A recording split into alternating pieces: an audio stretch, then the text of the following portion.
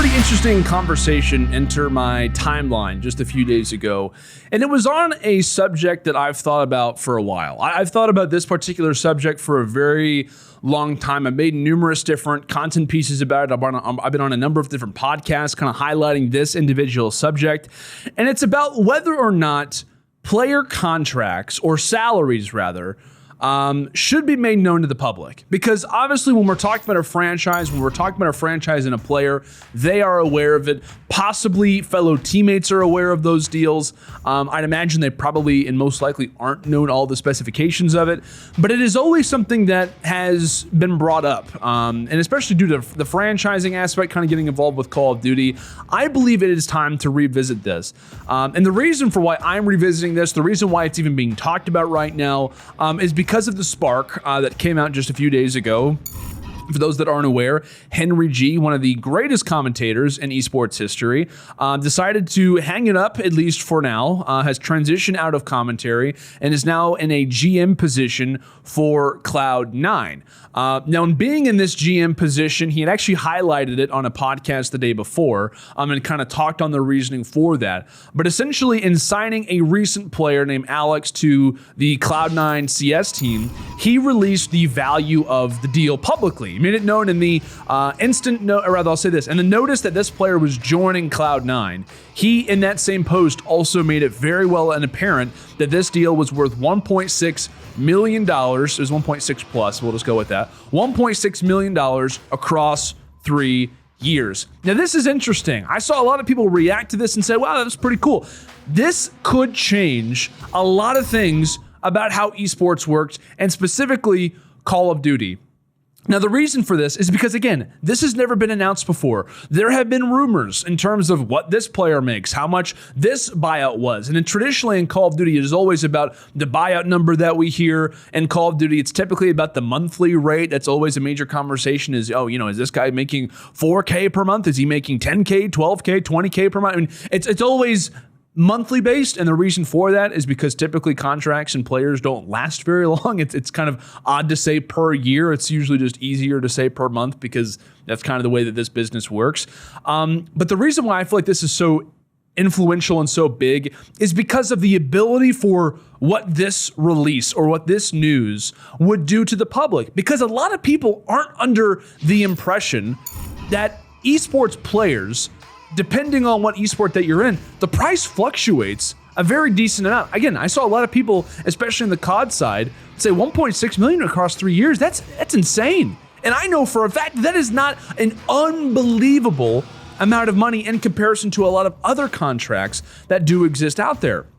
Now, again, I feel like in addressing this particular conversation, it is important to mention, is it going to happen, right? Because this spark, when you talk about a spark, it has the ability to either register or it does not. Do I see this picking up? And to be honest with you, I really don't know. I really don't know if we're going to see people start to move forward with this.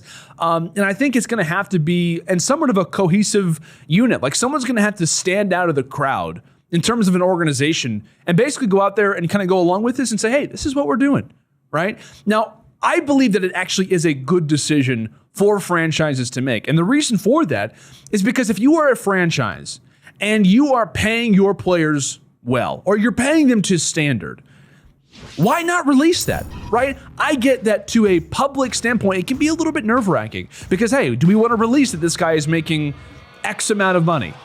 Well, in some cases, I think the scare about it is just to release that the money exists. But if you know in the market itself that it is either fair or above average, why not release that to the public to make it known we're paying our players right? We are paying our players to the way that they are supposed to be paid. This guy is living handsomely. This guy is getting the amount of money that he deserves in comparison to other players of his caliber. I think that is actually a very good thing for franchises to consider because, again, it kind of keeps your reputation alive.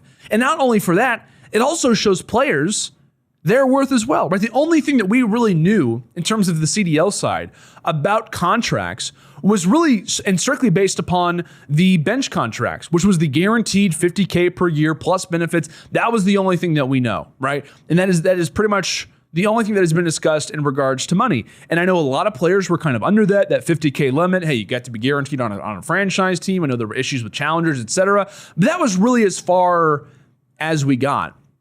But again, I think that it is actually a good move to consider. I do question whether or not it is going to kind of distance itself long term, because again, I do think that ability to step out from the crowd has been interesting. I know Vitality has talked about it previously, the organization known as Vitality. I believe that Henry G is going to be kind of progressively doing this with all the signings that they're having with the CS team, as long as the players are happy about it and are okay with it.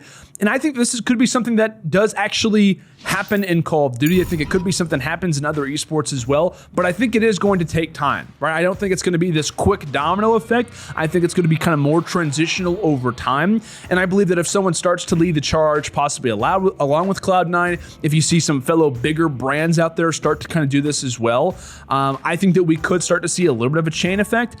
But again, it's hard for me to decide whether or not I think it's going to happen, because it really is strictly on how the organizations feel about it, how they feel releasing that money to the public. And again, the big conversation that everyone brings up, and rightly so, we know how much that professional sports players are making, and I get the flack that comes with it, right? To say that, oh, should this ex-NBA player be making $25 million a year? Oh, well, I don't think... You know what? To the franchise, it does make money, right? It does make sense to give that guy the money. And like I said, they know the market better than anybody else. So from a fan's perspective to say, oh, well, I don't know if they should be, it doesn't matter, right? Because as long as the franchise and the player are agreeing on a contract, it doesn't matter, right? It doesn't matter what a fan thinks. As long as the market is known, I think that these things should be made known public. Again, I'm a person who is under the impression that I think it is best for the scene. I think that it helps in a lot of situations to know the money that players are making. I think it actually does help players if they were to release contracts. Again, I know it can kind of appear scary in certain moments if one veteran player is making a large sum of money to release that, and maybe that's more than a very talented player on another team. You know what? From a market perspective, that's what it's all about. So again, I think it is going to be an interesting conversation that we're going to have over maybe the next few seasons, next few years, about whether or not this is going to happen. But I do believe that it is a good move. I do believe that it is the right move. I think it levels out the market. I think it gives a better perspective to players, because a lot of players aren't aware of what other players are making. A lot of franchises aren't aware of what other franchises are paying their players. And then again, we kind of get to this cycle of which we know where Call of Duty salaries lie. We know where other games starts to know where their salaries apply as well. I think from an overall perspective, it is just a scary notion because it hasn't been done before. But I think once it is done, it is actually going to be a good move from every perspective. And I think that it does incentivize for organizations and players to be in good relations with one another. I think it puts in good perspective where players lie and where they do sit in some ways on the food chain. Because currently in COD, it is solely about skill, right? You assume the best players are getting paid the most money. I can let you know right now, it doesn't always happen, right? Marketing and all of those aspects have a big part to play in it, and that is the reason why I believe that this very well could help out esports. I think this very well could help out Call of Duty specifically. But again, this is an interesting convo. I want to know in the comments as well what your thoughts are about possibly having these salaries be made known to the public. I think it's an interesting conversation to have, and something that I would love to hear other people's perspectives on as we continue to find out whether or not this particular avenue will continue to develop.